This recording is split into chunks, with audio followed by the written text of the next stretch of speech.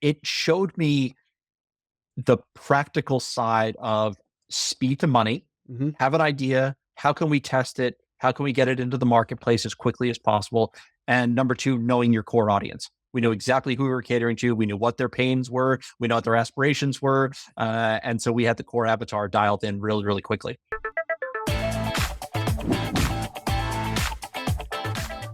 I just wanted to dig in and dive in and hear you've had a lot of different entrepreneurial adventures, but I kind of wanted to talk about your early days. You sounded like a young Alex P. Keaton from Family Ties. Tell us a little bit about what you were like growing up and just if you had any side hustles as a kid, that kind of thing.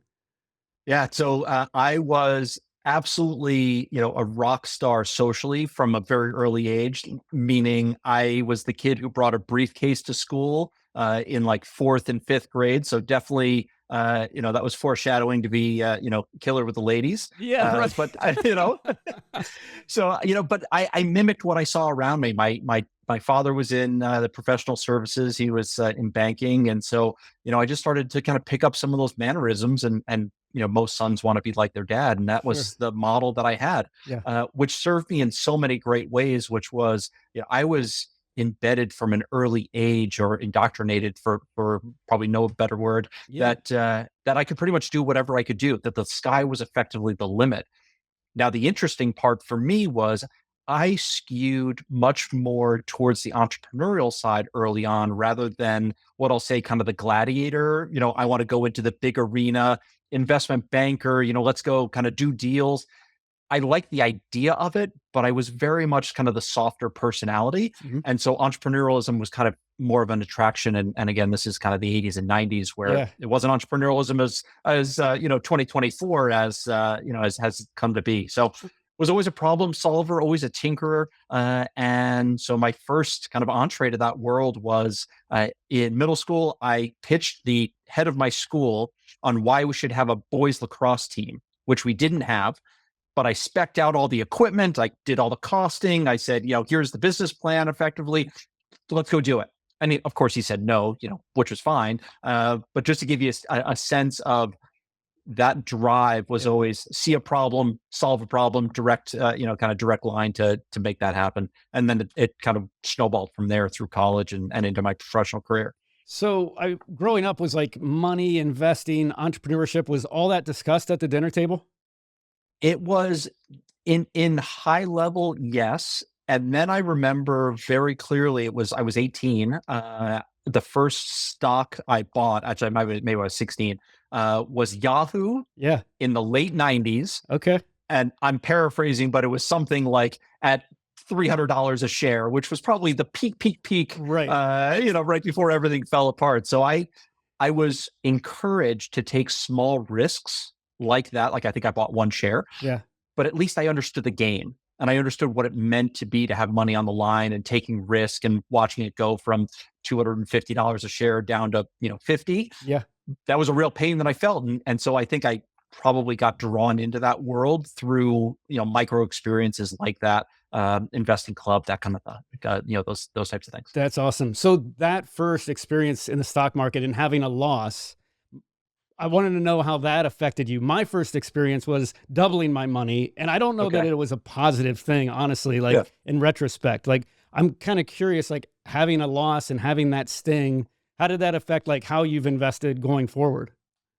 I think it removed some of my naivete Yeah. very early on, because I think before you kind of start the process, or start to kind of put things at risk, put risk on the table, you think the stock market is just this thing you put money in and it goes up, right? You're And going to be and my you'll be the experience, next Warren Buffett, right? Or yeah, spot on. Exactly. And so I think it was a great experience because it put a little bit of that friction in my thinking to say, all right, is this the right thing? What does an entry point look like? Why am I doing what I'm doing? Not just put money at risk, and there's a pot of gold at the end of that rainbow. yeah. So you go off to college. Talk to me a little bit about Yeah. some of these the ventures that you did in college because I know that you had a couple. I did. So, so it's my sophomore year in college. I went to school in Washington, D.C. And for anybody who's familiar with kind of the downtown area in DC, what they call K Street, most people commute in from Virginia and Maryland, and then by 9, 10 o'clock at night, everybody leaves after dinner. And as a college student, that's when things just start to get interesting, Yeah, right. right? And so, 7-Eleven was probably the only option for us in school if we wanted something, to drink or anything like that. Mhm. And so our two of my roommates and I on a Tuesday said, there's got to be a better way. Maybe we can, we are our core customer. Yep. What can we do? And in 24 hours, we created a website. We called it campussnacks.com. Wow. We went to BJ's the next day and got cookies and ice cream and a few other things. And we started a late night snack delivery business within about 2 days. Right. And so the founding was interesting because it solved a problem we knew acutely because it was our problem. But what I learned thereafter, which was the most important lesson of this whole thing, and it took off like a rocket ship, was how do you market?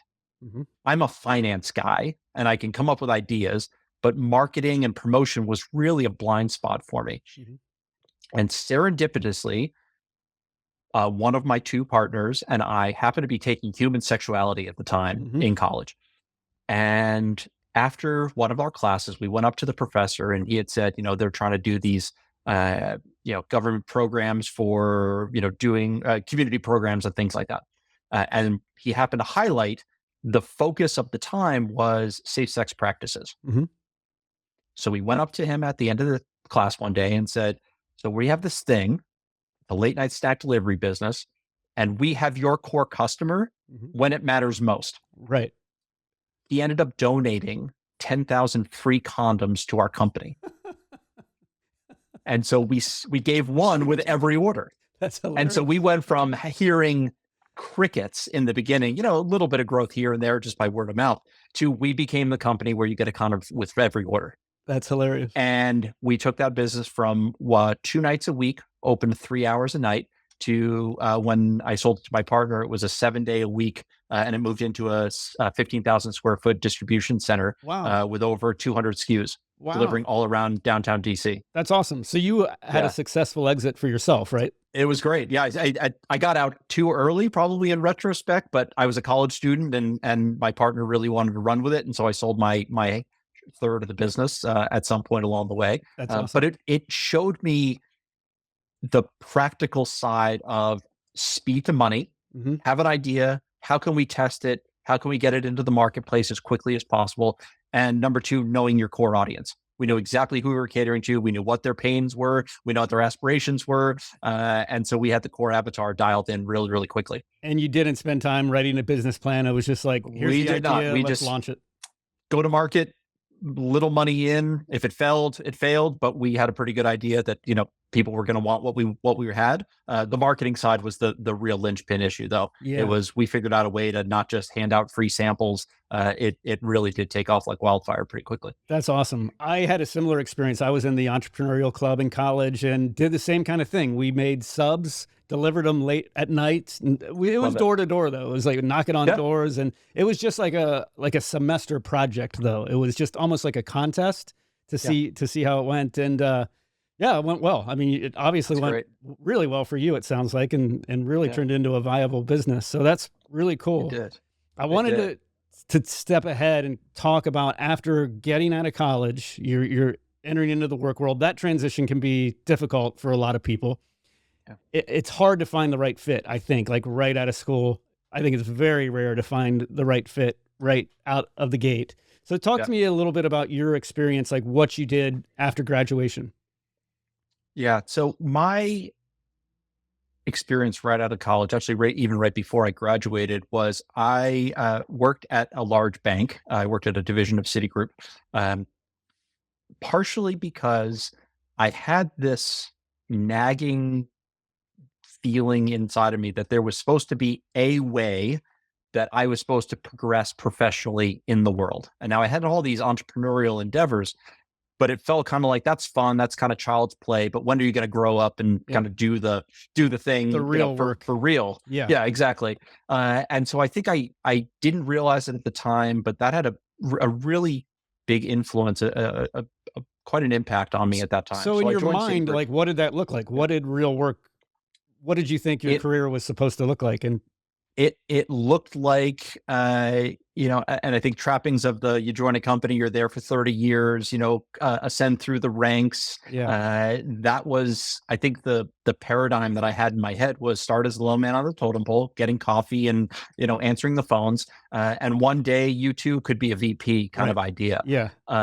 And that very well kind of worn path was one that I, for whatever reason, was nagging at me at that time. Like that's what I was supposed to do. Right. And after about 6 months, and I at this organization, and we're within this team, the options were you can effectively become a stockbroker, or you can leave.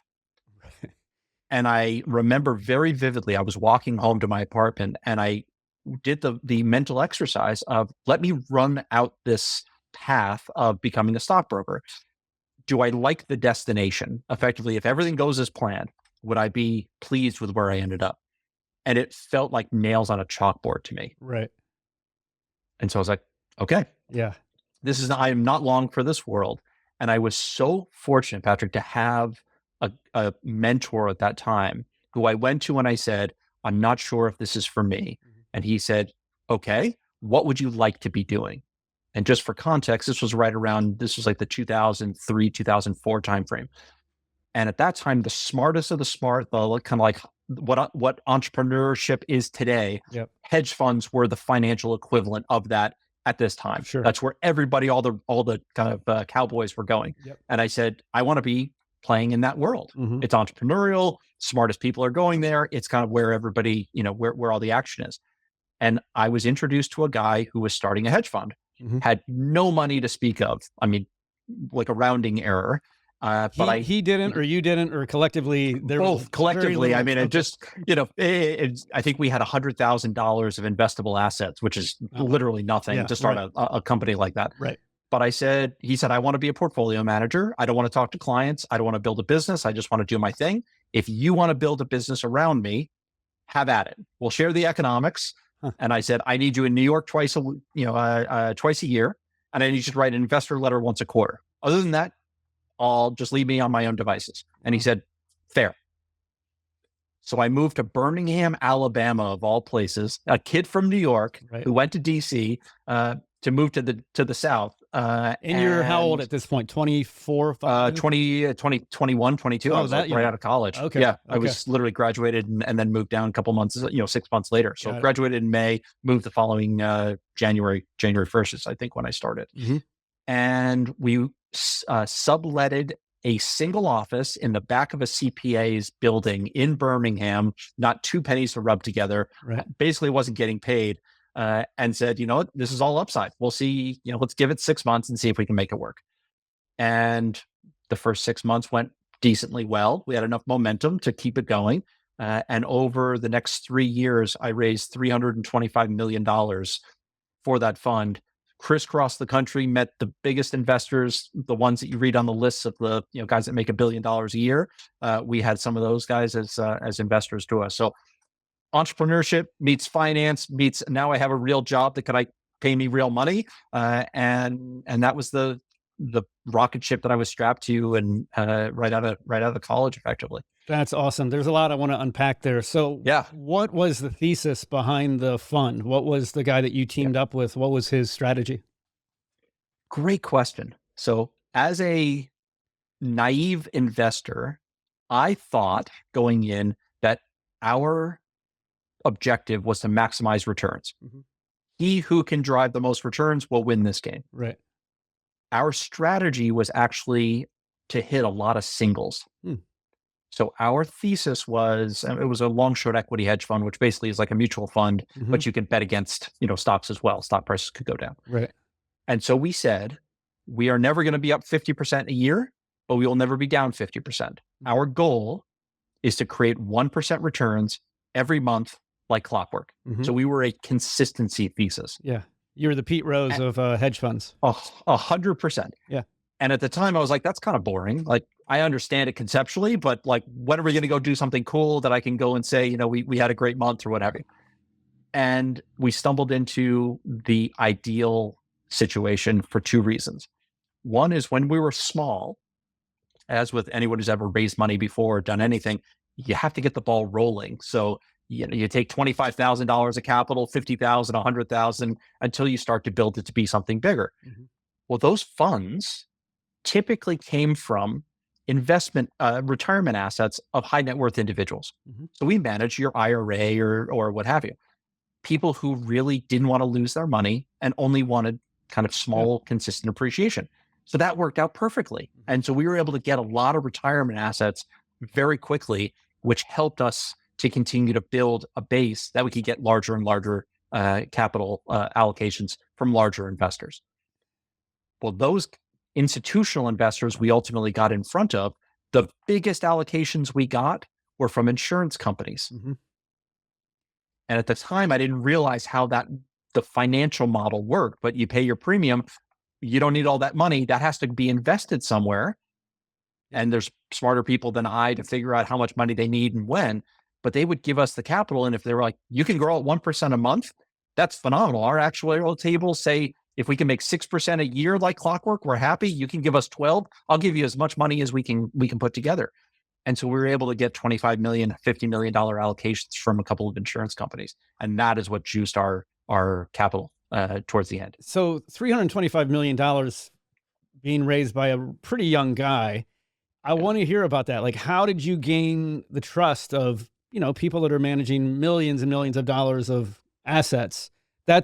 I had the same experience, and I look young, so I really looked young, like when I was in my early 20s. So it was a lot of hurdles, a lot of like, so I'm curious what your experience was like. You obviously did very well at it. Yeah. Yeah. And getting back to where we started the conversation, when I was younger, I was the kid who was always more comfortable in front of adults than I was talking to my peers. Yeah. And that was a little bit of foreshadowing to when I started this process. There was just something about the way that I spoke to prospects. And I basically made two promises. I said, we're never going to lose your money. So you don't have to worry about at night, making sure your money is safe. And number two, you have my number. I will always answer your call. Hmm. And that sounds simple, and it was, but for context, as I mentioned a moment ago, this is where the hedge fund industry was where all the cowboys were living. Yeah. And the tone at that time that a lot of these managers had was, hey, investors, you should be lucky to put your money with me. Like I'm doing you the favor. Hmm. And that was because these guys had big egos, Yeah. men and women, Bravado. And yeah. 100%. And I just said, I'm new to this game. I think they're doing me the favor by Right. giving their like it just seemed backwards to me. And so I just said, listen, here's how it's going to work. I'm going to write you a letter every week. You're going to make sure you know exactly what's happening. And we built a lot of the initial capital in the early days, starting with $25,000. And then we earned the trust. We actually got second, third, and fourth allocations from a Okay. lot of those folks. And that is actually how I do a lot of work in the software business. We call it land and expand. You make that initial Yep. sale, and then it just continues to grow over time. Yeah. Yes. So it was both retail and institutional investors that you were raising capital from? Yeah, in the beginning it was all retail because you just were not big enough to get Yeah. to meet the mandates and things like that. Yeah. Once we got to 25 million, then most institutions can't be more than 10% of your fund, which allowed us to get 2 million, 2.5 million from some small institutions. That got us to 50, and it's quadratic. As most Yep. growth, in the beginning it's really hard to get the ball rolling, Right. and then once you do, the momentum really did take us, and then we got 50 and $100 million allocations at the end. That's fascinating. So that was around 2003, That 4. was 2004 to 2007. So talk to me about And that. So yeah, we know what happened in 2008. How did yeah. you deal with that time period? October of 2007, Yeah. we made a decision to call all of our investors together because over the prior 6 months, we saw that the market was behaving what I'm going to use the word irrationally. Hmm. It was not a normal market climate, and there's lots of reasons why that was. Yeah. So we, as managers, either had to change our stripes and adapt, which sounds positive, like adaptation is a good thing, but it really was we needed to go and do something that we didn't fully believe in. Hmm. So we didn't. And so we started to underperform what the market was doing. Had you moved to In cash at that point? Great question. So we were effectively dollar neutral. So we just didn't find a lot of opportunities at that time. Just to be really clear, this was when Ben Bernanke, the Fed chair, was Yeah. starting to say, the early indications of mortgage defaults Yeah. in Alt-A mortgages were going to be contained. This is not a big deal.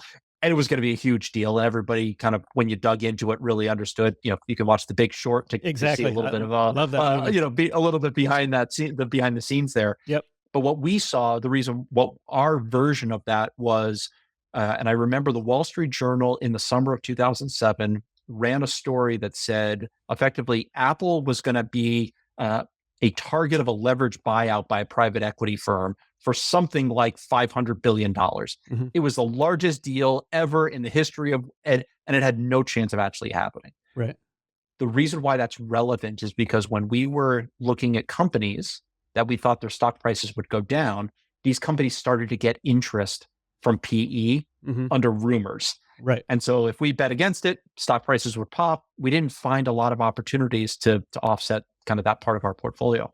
And so we effectively just went to cash by the end of the third quarter was when that ultimately kind of came to be. In October of 2007, we said, I gathered all of our investors together, said the world is kind of crazy right now from our perspective. We've gone to cash. We are going to waive our fees effective immediately, but you have to leave your money with us Hmm. and we can use it. We can go and deploy it whenever we feel like the market, the environment is now kind of more conducive to what we're doing. Hmm. That was option A. Hmm. Or option B is you can take your money. Yeah. And 97% of the people said, you guys have lost your touch. You don't know what you're talking about. All these other people say that everything's going to be fine. Yeah. We'll have our money. We'll take our money. And so 12/31 of 07, I gave back, released all $325 million voluntarily. And we Wow. returned all of our capital. Wow. So that was the end of the fund. That was it. Wound it up by the end of June of 2008. The fund was closed down. We went through tax and audit and all of those types of things. And I was a free agent again. Right. So I'm curious, your partner, what is he still managing money? Like, how did you guys made the right call. You were, but it's not what your investors wanted to hear. They wanted the consistent singles. And, Yeah. yeah, that's fascinating. Yeah. That the majority of them, it sounds like all of them wanted to get their cash back. Yeah, it was, they all did effectively. And it was interesting because the hedge fund world and investment management in general is a what have you done for me lately kind of business. Yeah. That's the same You do, Bernie Madoff time period too, right? I mean, that all yeah, it was a little right around that same time. yeah. He kind of that all fell apart shortly after. Yeah. But yes, that was kind of when he was on his great ascent and Right. was a big player in the industry. Yeah. But yeah, so although we had done very, very well over the course of the couple of years, it didn't really buy us a lot of confidence, to be quite frank. At that time, people kind of said, Right. other folks think that they can play well in this industry, in this market. And if you can't, I appreciate everything you've done, but we'll take our ball and go home. Yeah. And luckily in the moment, it was one of the most painful things that had happened to me at that time, because I put my blood, sweat, and tears into raising this money. Sure. Yeah. Right when we were going to monetize it and all of that kind of stuff, Right. we get paid very handsomely. Right. It all kind of stopped. Yep. But long term, I kept an asset, which was probably ended up being more important, which was the Rolodex of those investors that came back at the end of 2008 and said, I should have listened to you. You were a good steward for years. Yep.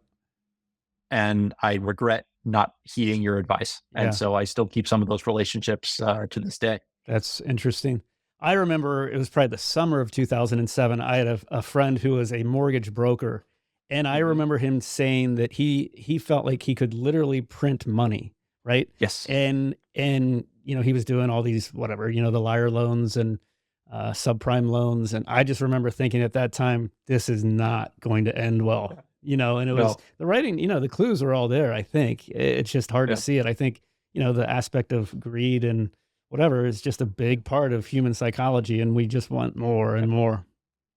Yeah, absolutely. It was fun on a personal note. I had bought a lot to build a house in Birmingham. And again, I'm 22, 23 at that time. And I remember going to the bank and I didn't have, all of our money was basically made on bonuses effectively at the end of the year, depending on how we did. And I remember submitting the paperwork. And again, this was about the first house I ever bought. Mhm. Uh, and I think I made my base salary was like $45,000 a year. I mean, it wasn't anything kind of crazy. Right. And they came back and said, "You're pre-approved for $2.5 million." And I went, "Holy mackerel, this is so easy." Yeah. Yeah. And then I called my parents. I was like, I got a $2.5 million loan. And they're like, this is not normal. Yeah. So just so you know, but it got me thinking of it kind of when all of this was starting to kind of coalesce around the market going off the rails. All of these like little experiences all lined up to say, this doesn't smell right. And luckily we heeded our gut and stick to our morals. Right. So you're ready for a new chapter at this point. I know that Yeah. you got into the franchise world a little bit after Yeah. that. So talk to me about how you decided to get into the franchise world and the specific industry that you ended up in. What if in 2024, you got a little bit better every day? When you're learning a new language with Babbel, that's exactly what you're doing. And if Babbel can help you start speaking a new language in just 3 weeks, imagine what you could do in a full year. Babbel's quick 10-minute lessons are designed by over 150 language experts to help you start speaking a new language in as little as 3 weeks. Babbel's tips and tools are approachable, accessible, rooted in real-life situations, and delivered with conversation-based teaching so you're ready to practice what you've learned in the real world. Thanks to Babbel, I can start having conversations and order my food in Spanish at local restaurants when the situation allows. It's no wonder they've sold over 10 million subscriptions, and that studies from Yale, Michigan State University, and others continue to prove that Babbel is better. Here's a special limited time deal for our listeners.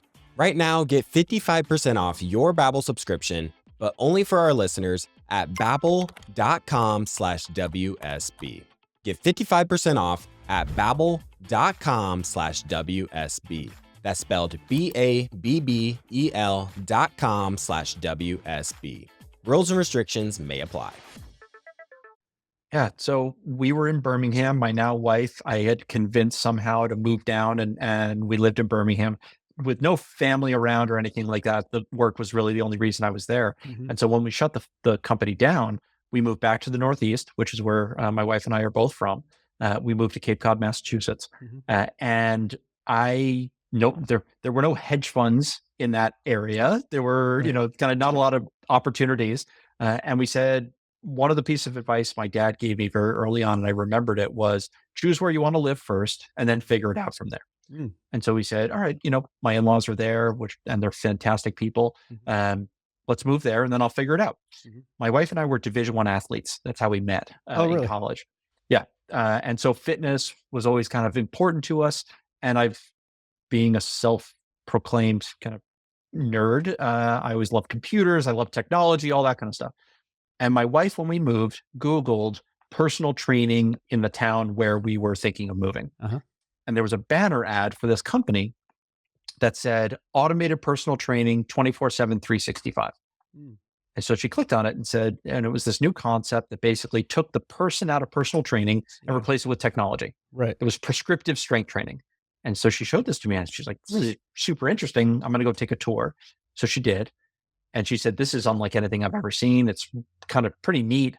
And I called the founders. I found their information. And I said, are you taking investors? This is kind of a neat concept. And they said, thanks, but no thanks. We're fully funded. We just closed our I think it was Series A at that time. Mhm. But we're starting a franchise. Do you want to become a developer? So we became members and checked it out, really loved it. And so we became franchise developers under this kind of new franchise, mostly because it was a technology company Uh-huh. mixed with kind of this idea of we liked fitness and giving back to the market where we wanted to live. We wanted people to be healthier and kind of the moral thing that was related to that. Yeah. And so we got into the franchise business and built a 7-figure gym business over the next couple of years. So were there physical locations? You said it was technology based. So tell Yeah. me like how, as a Yeah. gym member, like what did it look like? What was it? Yeah. So the concept was, if you remember the old Universal machine, Uh-huh. the single machine with Sure. all the arms and legs on it, Yeah. the initial prototype was that wired up with sensors Uh-huh. and put a screen on the front. Okay. So think about the experience when most people walk into a gym, 90% of people either do cardio only because weights are a scary thing and I don't know what to do, and that's for other people. Right. And the 10% that do it, most of the 10%, 9% of them do it wrong.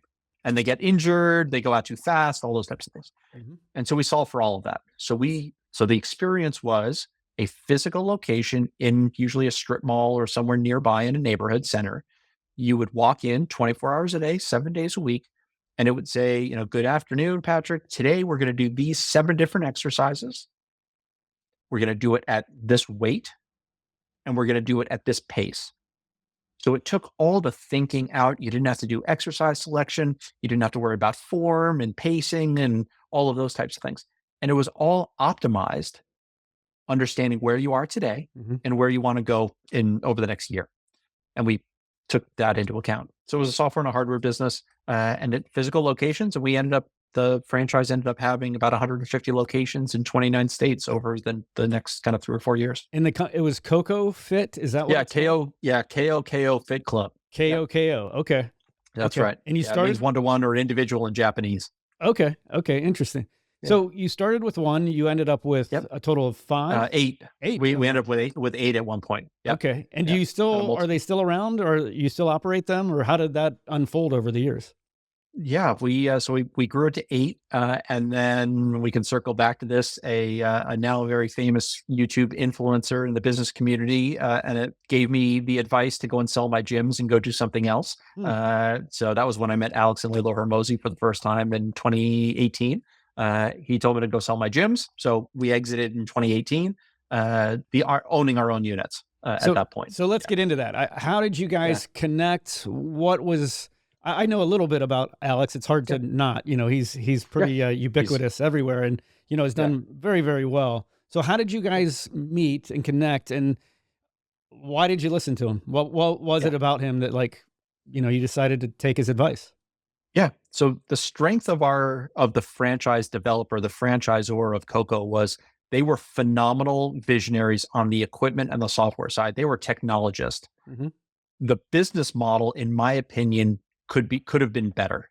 And so as we were developing these kind of 5 and then 8 locations, we ended up acquiring another 3-unit chain.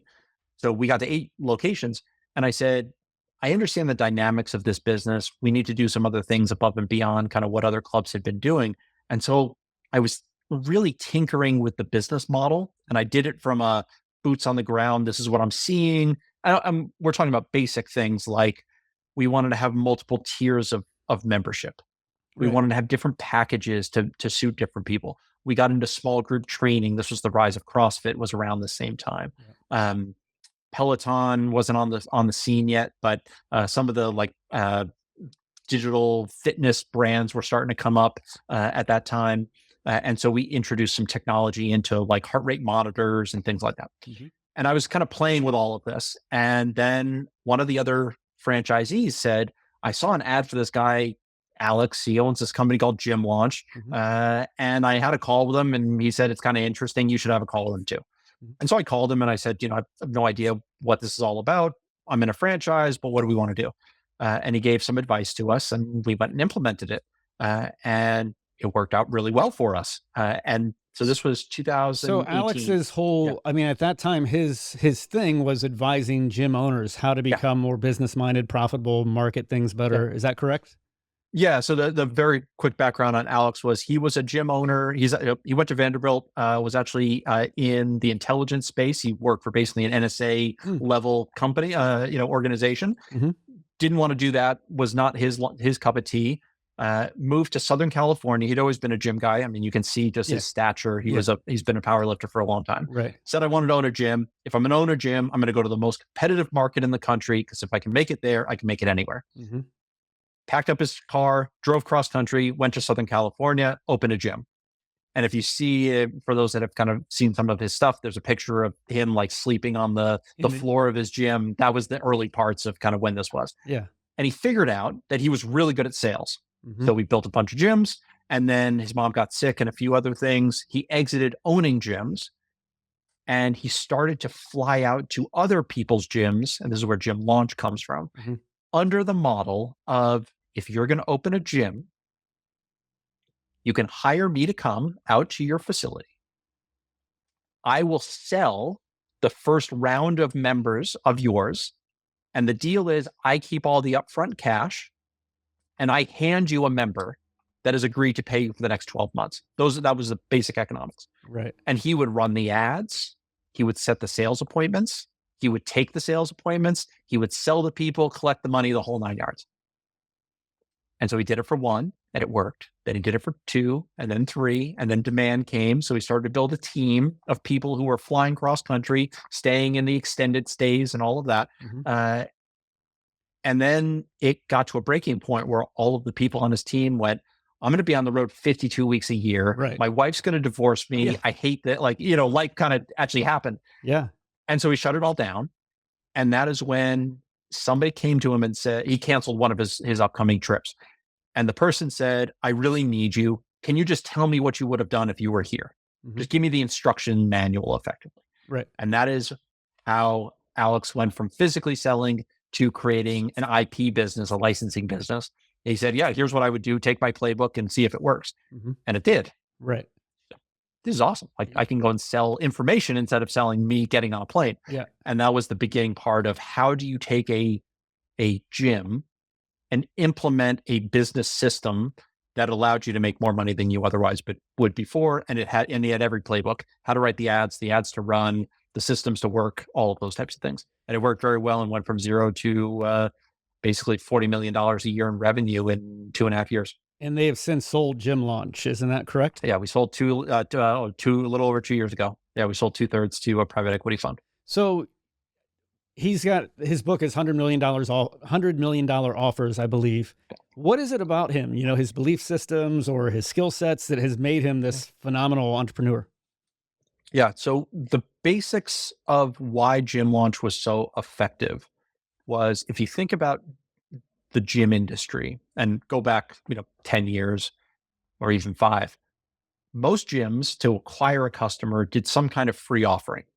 Try a free class, a free day, a free week. Even Planet Fitness today is, $1 down, $10 a month. It was all low ticket. Right. And Alex had the vision to create a business that had a high ticket front end offer, because it gave you the cash, the fuel to do a lot of things that were obviously very, kind of that virtuous cycle of high ticket. So he launched a 6-week transformation challenge, was effectively the offer. And it was $600. So part of the GymLaunch concept was not just he was really good at sales and advertising. It was, we now had a vehicle to drive cash into a gym, which are chronically undercapitalized.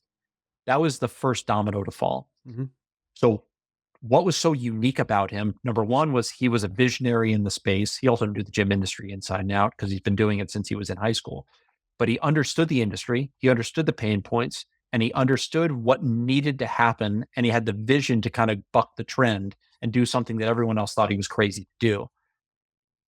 That's kind of from the business perspective. The reality is, in this market, he is one of the smartest people I've ever met. He is singularly focused and driven like no one I've ever met. And from a kind of cognitive dissonance, like your brain doesn't understand what's happening, he's as smart as an NSA, kind of level guy, and he looks like a lumberjack. Right. You wouldn't expect a kind of like PE level, 9-figure guy to wear Crocs and a flannel shirt on stage everywhere he goes. Big beard. Yeah, you're right. He doesn't look like the part of he looks like he's a walking, talking pattern interrupt. I mean, that's the reality, but he is so sharp. Yeah. And my experience with him, I worked, basically shoulder to shoulder with him for a couple of years. He has an ability to distill the things that are, we talk about kind of Pareto's law, the 80-20 rule. You focus on the 20% that yields the 80% of value. Yeah. He has like the 99%, 1%. Right. He is wired to understand, like, if I just hit this one thing, it's going to move mountains. We use this phrase and he uses it quite a bit, which is, small hinges move big doors. Right. He was myopically focused on the things that he understood to be the only things that matter. He talks about it today. It's like the season of no. I worked alongside of him during his season of no, and he did nothing but work through making sure that GymLaunch became as big as it can be Say and more as about that. The impactful as it can be. season of no. Yeah, yeah. I'm not familiar with that.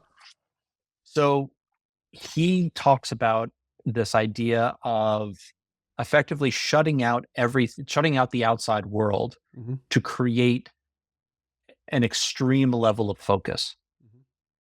Do you want to come hang out? Do you want to have dinner? No. No. Do you want to come and watch the game? No. Do you mind giving me 5 minutes for coffee? No. Mm-hmm. It was probably close to 18 months that he did nothing else other than he didn't really see anyone outside of work. It was like, this is my time, striking while the iron is hot. And unlike anyone I've ever seen, he understood exactly what needed to happen, and he built walls around his attention, and no one could get to him. Yeah. It was unbelievable. And it broke so many beliefs for me because I thought I knew what productivity looked like. Uh-huh. It was like child's play before that. It fundamentally rewired what speed was, what focus was. It was unbelievable. It's probably one of the best experiences I've ever had, as far as kind of a professional development experience. So seeing it. So you sold the 8 gyms. Yep. And then what happened next? You then teamed up with him to help him Yep. with GymLaunch? So the transition there was after I spoke to him about our business model in January of 2018, alongside the consulting business that we just talked through. Mm-hmm. GymLaunch also started a company called Prestige Labs. It was a supplement brand underneath the GymLaunch umbrella. Right. And in January of 2018, they launched a sales competition. I think it was 2018. And the top 10 sellers of Prestige Labs won a trip, a pay trip down to meet Alex and Layla and have a consulting day. Mm-hmm. That was the payoff. And I was in one of those 10. Mm-hmm. So fast forward 6 weeks, we all fly down. We go work out at his home gym, and we're having the day, and we're sitting at his dining table at his house. He had Layla, and I think there were 8 or 10 of us, and everybody going around. It was like, all right, what's your biggest problem that you can, let's solve it right now. It was basically an ad hoc consulting arrangement with that he was doing. Mm-hmm. And it was, how do I hire people? How do I train my people? All of these kind of very tactical things. And it came to me, and I'm like, I don't have any of these questions because I really, I'm not passionate about the fitness business. Right. And he goes, you should sell your gyms. You're far too smart for doing what you're doing. And to use his phrasing, he goes, you're in the wrong opportunity vehicle. Yeah. And I said, okay. I kind of needed the permission to get out.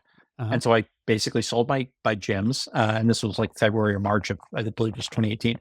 And then June, my phone rings, and it's a number I don't recognize. And for whatever reason, I picked it up. And he goes, hey, this is Alex Hormozi. Hi, is there something I can help you with? What's up? Yeah. And he goes, I remember our conversation, and I am thinking about I have an opportunity, and here's all the information. Here's how I'm going to structure it. What do you think? And I said, do you want me to tell you you're right, or do you want me to tell you what I think you should do? Mm-hmm. And I guess that was, this wasn't Alex, on the pedestal Alex that everybody knows now. It was just some guy. Yeah. And I said, I think you're completely off base. And he goes, interesting. Tell me. And I said, I think you should do this, this, and this. And he goes, that's so much better. Thanks. Yeah. Hang up the phone. And I think it was a month later he called. Was like, so we're building out the executive team here. This thing is going well. Do you have any interest in? And I think I actually applied. I think I was following him for something. And he said, we're hiring a CFO or a finance person or something. And I said, hey, would love to do something with you. I've enjoyed our conversations. And he goes, well, there's this business development role that I have, and I have a CFO role. And I said, I'm not an accountant by trade. I know enough to be dangerous. And then he goes, fair enough. I'm going to hire a CFO. Do you want to come over and basically help lead the company on a business development perspective? And I'm like, great, perfect. So June I started, and the rest was history. It was strapped to a rocket ship. GymLaunch was going from 0 to, I think they were on pace to do $1 million a month or $1.5 million a month at that point. And then we launched Prestige Labs to 25 million a year in revenue. And then the following year, I built a software product underneath the GymLaunch umbrella, which was my pet project. That's awesome. And has he since gone on to do the same model, but in different industries? like So he outside is of the running gym world? yeah. So he short transition on kind of how things came to be. That software product that I mentioned, and I can explain why it was relevant, but it was an automated lead gen software. So imagine somebody goes to your website or they fill out a form and, first name, last name, email address, phone number. In the fitness business specifically, that is a very weak point in the fitness business process to get that lead to show up in the facility for sales consultation. Working leads is one of those things that is like oil and water, for most gym owners. Mhm. They just want to be training. They don't want to do the business. And so the numbers were 1 out of 8 leads would ever show up in a facility. 7 out of 8 just disappeared into Yeah. the ether. Right. When we started with GymLaunch, and even when I was running my gyms, we used to be able to get leads for 25 cents in 2012, 13, 14, 15. By 2018, 2019, it was $25, just to Right. give you a sense of scale. Wow. So when you're paying 25 cents and 1 out of 7 out of 8 disappear, Yeah. you can still, No big and you're deal. selling the one Right. into a $600 program, the numbers work. You're paying $25, you care a lot. Mhm. And so we tried to teach gym owners how to work leads. We told them the business model, we gave them the staffing model, we gave them the scripts. They just didn't do it. Mhm. So we said, we're going to solve the problem for them. Mhm. So we built a automated lead gen product that took the lead, nurtured it, got them scheduled, and got them to show up for a sales appointment. Is That this launched via email, or is it how was that? It was all structured? SMS. Okay. SMS. Text. Yep. Okay. But I had a 2-person data science team and a 30-person software development team that built this product. Uh-huh. Wow. And we launched it in January of 2020 officially. Mhm. January happened, started to take off. February, March, you can kind of see where this is going. Right. Then we ran headlong into COVID. Yep. And we trained the model to get people to walk into a gym. Well, of course, everybody went online almost overnight, Yeah. effectively overnight. Yep. And so we retrained the model to get a prospect to show up for a Zoom consultation because that's where all the coaches were. Mhm. That took us about a week to get that right and trained. And after the numbers started to look good, like, okay, we're getting leads to show up to Zoom calls with coaches and with gym owners and stuff like that to do virtual coaching. It took us about another 3 seconds after that to look at each other and went, we just got a web lead Mhm. to show up to a virtual consultation via Zoom. We can do this for any industry Right. Right. as long as it's high ticket. So that was so then we started to work with, we ended up in 30 different industries over the course of 2019. Anything that's high ticket, from med spas to float tanks to acupuncture to Invisalign, as long as it's high ticket and recurring, Right. you were in our market. Yep. And we grew that business. We were doing 1.7 million a month inside of 6 months Wow. with that product, Wow. MRR. So 20 million a year ARR. Wow. So through that experience, what that also allowed us to do was consult with all these different, industries, Mhm. 30 different industries. And Alex was phenomenal at just watching him almost like break the businesses apart and rebuild them in a similar fashion as he did with gyms. And it was like, okay, this is really interesting. Mhm. And then we basically redid how a lot of these companies worked. And so he then moved after the gym industry, then moved into what is now acquisition.com, which is basically coaching and partnering with service businesses, primarily service and info businesses. And that's kind of the early stages of acquisition.com. Fascinating. And so Yeah. you've since gone on to advise startups, correct? Yeah. So, So Alex is phenomenal. So Alex is one of the best visionaries I've ever seen, great at business models, et cetera. And Layla is one of, if not the best operators. Huh. She's a talent. Huh. Love both of them. They are both independently amazing at what they do. Right. Their talent would be wasted with someone who's doing $1 million a year in revenue. Yeah. They are like 10, 25, 100 million. Like, let's go where the big levers are. Right.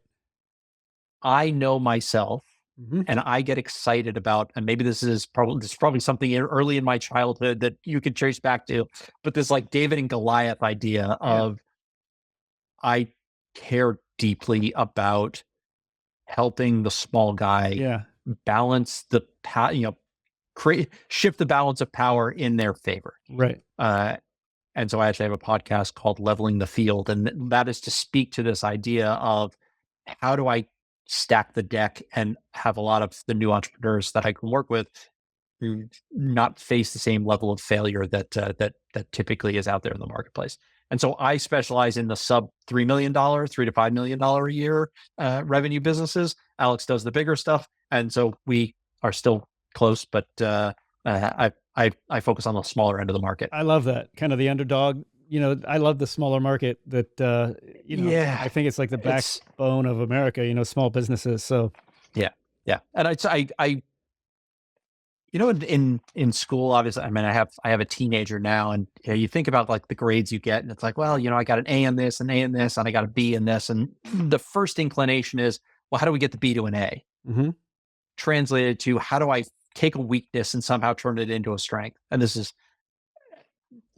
everybody believes something different, but I went from trying to learn all sorts of new skills and become something that I wasn't, Mm-hmm. to just sticking to my knitting and people systems and run. Like, if I woke up every day to run big teams, I just wouldn't be excited about it. Right. Layla, you cannot, it is an unquenchable thirst Uh-huh.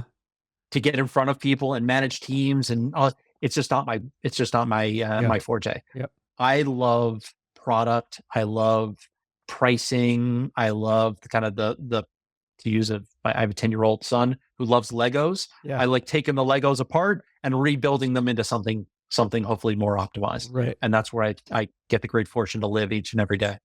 That's awesome. I love that. So when you're going in and working with some of these businesses, they're recurring. Is it still like kind of subscription, recurring revenue type businesses that you're working with? My belief is, and I think we've all seen this in some way, shape, or form, you can sell something to someone one time. Sure. That's marketing, acquisition, et cetera. Getting someone to stay long-term Mm-hmm. is both a trickier proposition, but driving LTV is just where I'm just wired to do it. Understanding that the hardest part of the whole thing is to acquire the customer. Yeah. If you can acquire the relationship and then monetize the relationship over time, you have a great chance of actually creating incredible economic wealth for yourself and a lot of value for the customers that you want to serve. And so that's where I live. Memberships, subscriptions, anything with recurring revenue, or businesses that want to install recurring revenue in their business. So give me some examples of some of the types of companies you're working with. So I have a non-medical home care business in the Northeast. I'm helping them both on that business, but what I came to realize very quickly, and why I partnered with them, with the founder, was he had created all of the playbooks and SOPs to actually launch a very high-performing, high-margin non-medical home care business. So we took all the IP and put it in its own wrapper, Mm-hmm. and now we sell that as a course and a consulting arrangement and things like that. We think that business will go from zero to, will hopefully cross $1 million in revenue with like 90% margins in 2024. Wow. That didn't exist a year ago. Right. So I have that. I have a technology business in the real estate space, pure software. So I work with them pretty closely. I have someone in the podcast space who's in the production acquisition space. So probably a little bit of I get bored easily, probably, if you trace it all the way back. But I like the challenge of, working with all these various types of companies. I have a company actually in Australia that I'm talking to right now, who's in the golf. They do golf simulators and experiences, and they're trying to figure out, how do I build a membership business there? Yeah. I have someone who's in the is starting, actually relaunching a company that helps pair large companies with event spaces. It's actually a big issue, I guess, right now. Think almost like trying to do like a restaurant, kind of like resi, but how do you actually do that for large events? Right. So we're looking at that as a business model. So across the board, a lot of different stuff. They all have some basic fundamental kind of building blocks that we instilled in each of those businesses. So you're not getting bored, for sure. No, I love the challenge, and quite frankly, what it allows me to do is to understand and continue to drive my thinking, and then I can look at like how does it apply to these different industries, because there's actually a lot of similarities in the process, even if the product is a little bit different. I'm just curious, have you done Strength Finders 2.0? Have you ever done that? I've done most of them. I haven't done strength finders in a number of years. You've got to be a learner, I But would think. It seems like you love to I, learn and assimilate yeah, and information pretty quickly and easily. yeah, and I think for me, I was a builder for a long time. Mhm. As kind of that kind of avatar, and now I've kind of shifted the balance to be I'm kind of equal parts builder, but also mentor, coach. Right. I think I'm now finding a little bit more balance in those two things, so I can both learn, package, and implement. Gets me very excited every day. Yeah. So when you're coming in and working with the company initially, what are some of the biggest mistakes you're seeing them make?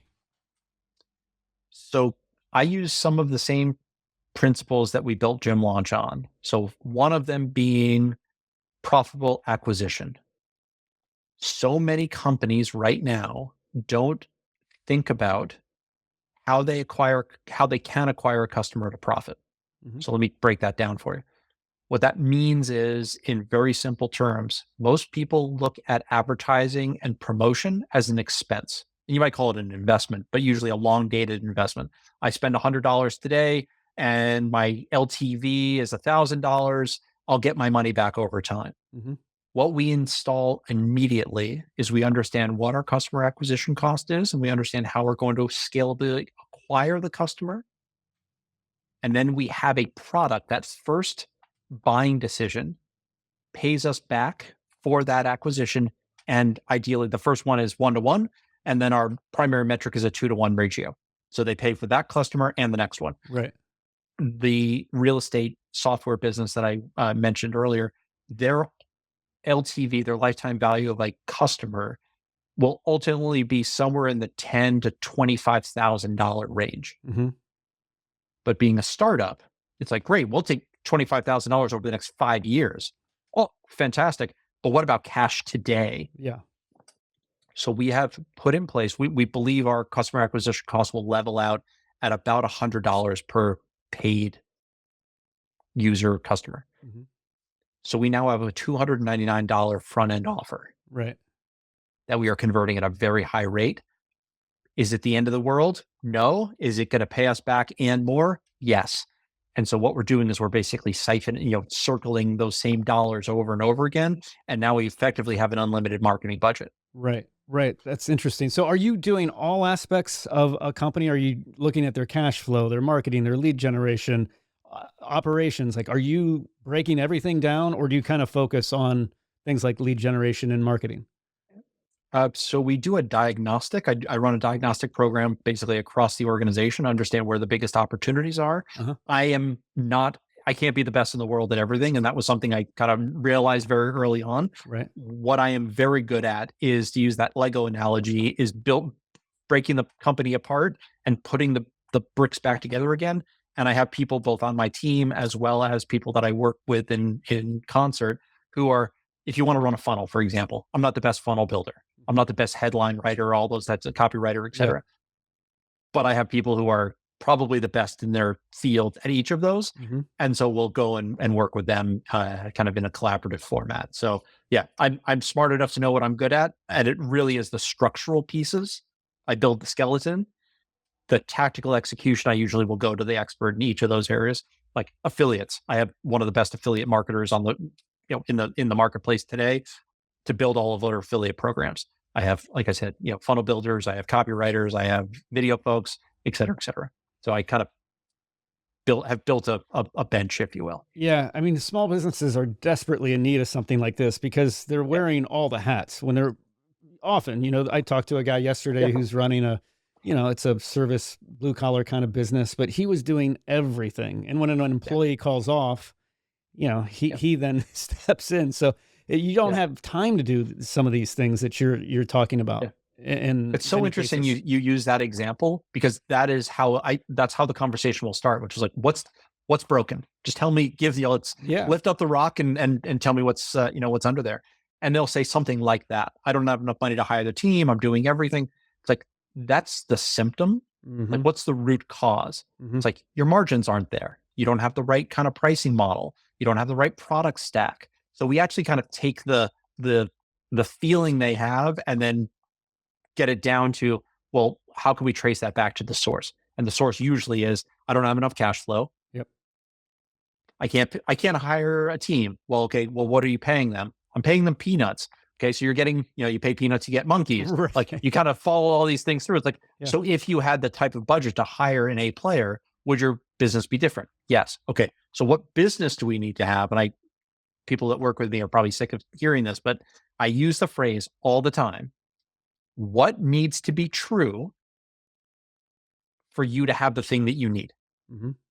I need to hire the team. I need to not be doing everything. What in the business today needs to be true for you to not be doing everything? I need to have more cash flow. Yeah. What needs to be true for you to have higher cash flow? I need better product. I need better blah, blah, blah. And we just keep going. It's like asking the why question. Working it back. Yeah. At some point you'll get to get to the end of that thread. Right. And so in most of these cases where you're working with these companies, are you ultimately working to have some kind of exit strategy in most cases, or is it, how do you think about that? So I take an equity stake in every one of the companies I work with right now. Oh, wow. As a core client. Okay. Awesome. And the reason for that is, again, just going back to like when I came into the hedge fund industry, I was like, I'm naive. I don't know what I don't know. I am not a consultant. I also don't call myself a consultant. I am a strategic partner. Well, and what I mean by that is, like, I don't want to do you pay for advice. Yeah. And I am not tied to the outcome. Yeah. Your incentives are now aligned. 100%. Right. And it never sat well with me to say, pay me X dollars and I'll tell you what I know. The alignment wasn't there. And so that's why I do it that way. So in some cases, there's 3 levers that we pull. So one is equity. The second is a percentage of cash flow. And the third is any kind of base cash compensation. Depending on the company, we deploy one or multiple of those just to align interests. And some people don't want to give up equity. So we'll kind of play with those ratios. But effectively, that's how I have structured my own business, because I want to be able to wake up, and you want me waking up in the morning thinking, how do I make Patrick as much money as I possibly can today? And that was the best way I could figure out how to do it. Yeah, it makes so much sense. So you're running or working with multiple businesses. So I'm curious how you're balancing your life. Like, you've got a family. We talked about that. You've got 3 kids. Yeah. How do you maintain equilibrium through all of this work that you're doing? Yeah. So in the beginning, I did a horrible job doing it, but I took messy action and figured out what I didn't know to find out what I didn't know. In the beginning of this process, over the last, go back 18 to 24 months, I was too deep in the execution part of what I was doing. So I was both kind of guidance, strategy, as well as execution. And I was running myself ragged, number one. And number two, it was like this carte blanche of, you're paying me a little bit, but I'm also spending 1 million hours kind of doing things that I shouldn't be doing. Right. And I realized the error of my ways. And so now I really spend on average 30 minutes every week or 2 with these companies, 30 to 60 minutes. So it's not a huge, and by my total universe, I want to have about 20 companies that I work with over the next couple of years in this format. So it's not hugely taxing in that respect. And then of course, I'm always giving them advice, and they have access to me in other ways. So it's not a time issue. It's not like I'm burning the candle at both ends. I coach my kids' lacrosse team. I put my kids to on the bus in the morning. I pick them up in the afternoon. I have done the work 18 to 20 hours a day, 8 days a week. Whether right or wrong, I've chosen to kind of prioritize what I do. And my metric is, what's my dollars per hour? And that's how I'm accountable to my wife, which is like, if I'm spending time, it's highly leveraged time. Yeah. I've just learned that and a great book that I'm reading right now, if you have not read it, Dan Martell's Buy Back Your Time. For anyone who doesn't know Dan Martell is a phenomenal guy. He's on YouTube and others. He runs a company called SaaS Academy, and he is the #1 coach to software company founders and CEOs. He's built and sold multiple businesses of his own. He just had Richard Branson, I think, on his podcast not that long ago. He wrote a book called Buy Back Your Time, and is the playbook. If you feel like you're spending too much time and we're building, burning the candle at both ends, and all of us, you have to read it. It is the best book that I have read recently in this space. I'm Dan going to put Martell's it Buy at the Back Your Time. top of my Audible list here to listen to, because it's something I desperately need. I think it sounds It's really good. he's phenomenal. Yeah, he's phenomenal. That's awesome. I wanted to ask this one last question before we wrap up. Like, beyond professional advice that you're giving, is there like a piece of philosophy or worldly wisdom that you frequently are sharing with people that you're interacting with and working with and partnering with? Yeah, really good question. So one of the things that I didn't realize explicitly, I knew it intuitively, but somebody articulated it in a way that was really helpful, was really valuable for me. And I said, we were just talking, I was like, when you tell someone that you're working with me, what do you say? And they said, the thing I appreciate the most is that you lend your confidence in me when I need it the most. And that has stuck with me. And so the things I think about are, phrases like, you can't read the label from inside the bottle. Right.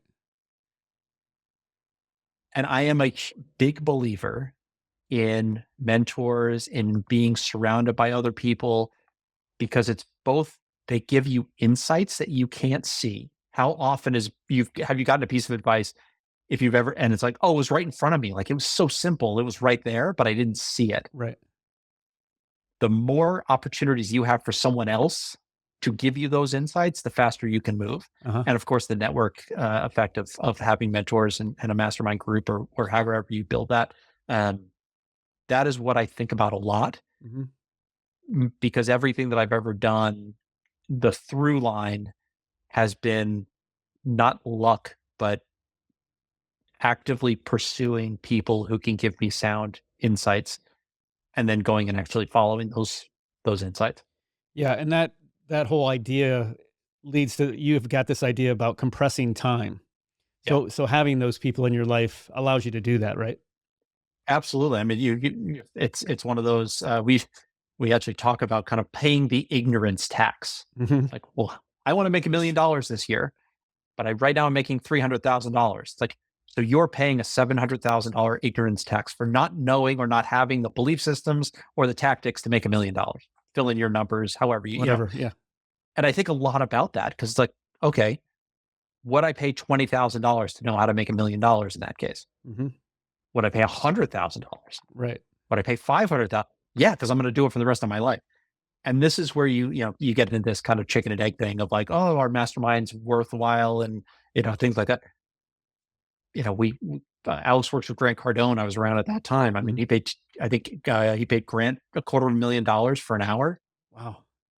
You're like, that's crazy. Yeah. Except what he learned allowed him to be worth $200 million or whatever it is, on paper. Investment. So I am now very much rooted in, I don't try to learn anything fresh. I go and find the person who can give me the insights, because someone else is trying to figure this out before me. Yeah. I love it. It's allowed me to move a lot faster. Yeah. I love it. It's a great place to stop here. Is there anything that we didn't touch on that you wanted to talk about? No, I think this is like, for anyone who's kind of earlier in their life, number one, cash flow is king. I define financial freedom as having passive income, meaning not your active income, greater than your monthly expenses.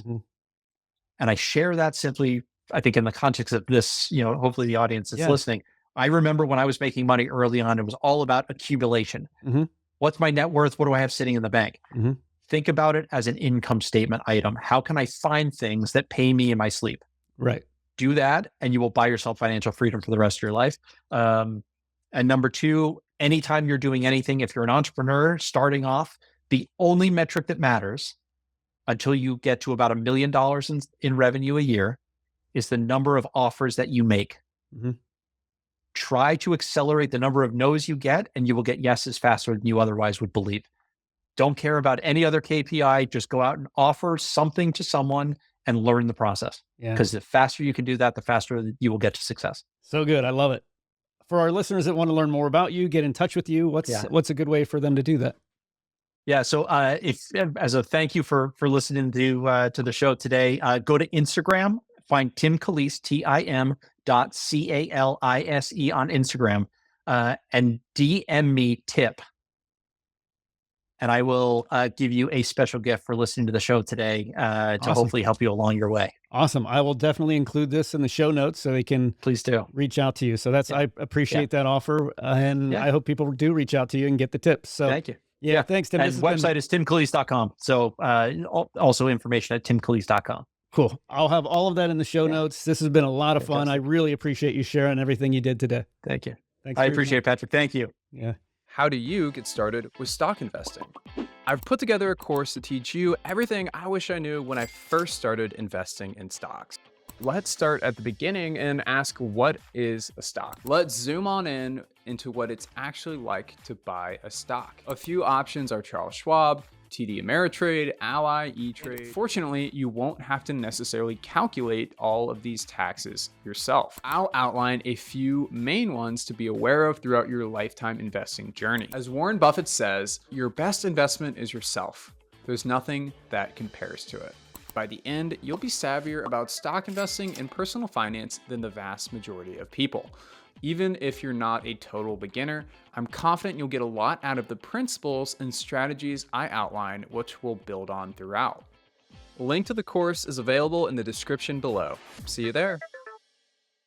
The worst thing you could do is quit immediately, because then you're going to pursue other opportunities from a place of scarcity where I have to do this, otherwise it's not going to work. And I just don't think that's going to lead to clear decision making. Right. Rather, it's how can I identify the parts of my job that are required and systematize that in such a way where my level of effort goes down. And then I could reapply some of that unlocked time elsewhere.